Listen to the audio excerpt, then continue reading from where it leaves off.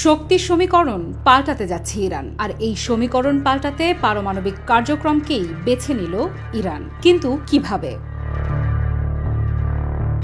একদিকে পশ্চিমাদের চাপ, অপরদিকে আঞ্চলিক প্রতিদ্বন্দ্বিতা, সবকিছুর মাঝেই দেশটি এবার আরও বড় পদক্ষেপ নিল।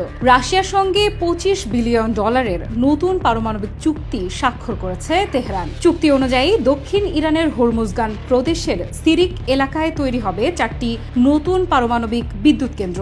এগুলো হবে অত্যাধুনিক থার্ড জেনারেশন প্ল্যান্ট, যা আকারে ও সক্ষমতায় বুশেহর পারমাণবিক কেন্দ্রের চেয়েও অনেক বড়।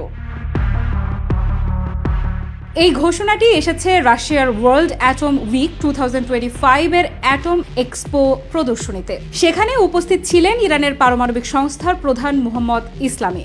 সংস্থাটির মুখপাত্র বেহরুজ কামালভান্দি জানিয়েছেন, রাশিয়ার সঙ্গে আলোচনায় ইরান চেয়েছিল বুশেহরের চেয়েও বড় প্ল্যান্ট, আর এবার সেই স্বপ্ন বাস্তবে রূপ নিতে যাচ্ছে।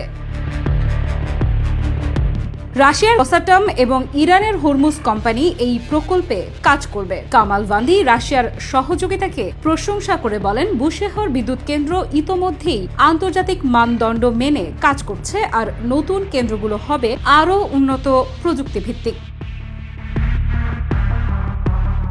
এখন প্রশ্ন উঠছে, এই 4টি নতুন পারমাণবিক বিদ্যুৎ কেন্দ্রের কৌশলগত গুরুত্ব কতটা? প্রথমত, ইরানের বিদ্যুৎ উৎপাদন ক্ষমতা বহুগুণ বাড়বে। দেশটির দক্ষিণাঞ্চলে জ্বালানি ঘাটতি মোকাবেলায় এটি হবে বড় সহায়তা। দ্বিতীয়ত, পারমাণবিক প্রযুক্তিতে রাশিয়ার গভীর সম্পৃক্ততা পশ্চিমাদের জন্য নতুন মাথা ব্যথার কারণ হতে পারে, কারণ ওয়াশিংটন ও তেল আবিব দীর্ঘদিন ধরে দাবি করে আসছে ইরান তার শান্তিপূর্ণ পারমাণবিক প্রকল্পের আড়ালে সামরিক সক্ষমতা বাড়াচ্ছে। তৃতীয়ত, ভূ রাজনীতির দিক থেকে এটি রাশিয়া ইরান সম্পর্ককে নতুন উচ্চতায় নিয়ে গেল। ইউক্রেন যুদ্ধের পর রাশিয়ার পশ্চিম বিরোধী অবস্থান স্পষ্ট, আর ইরানও একই শিবিরে। এই চুক্তি তাদের জোটকে আরও দৃঢ় করবে।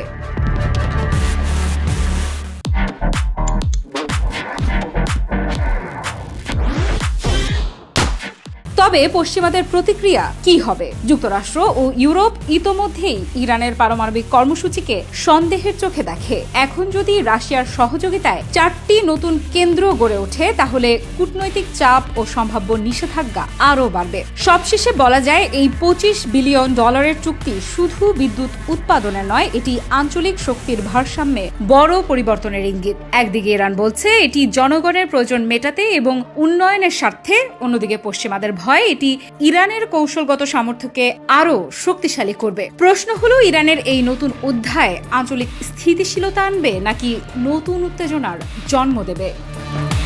আফ্রিদা ইফরা, নিউজ 24।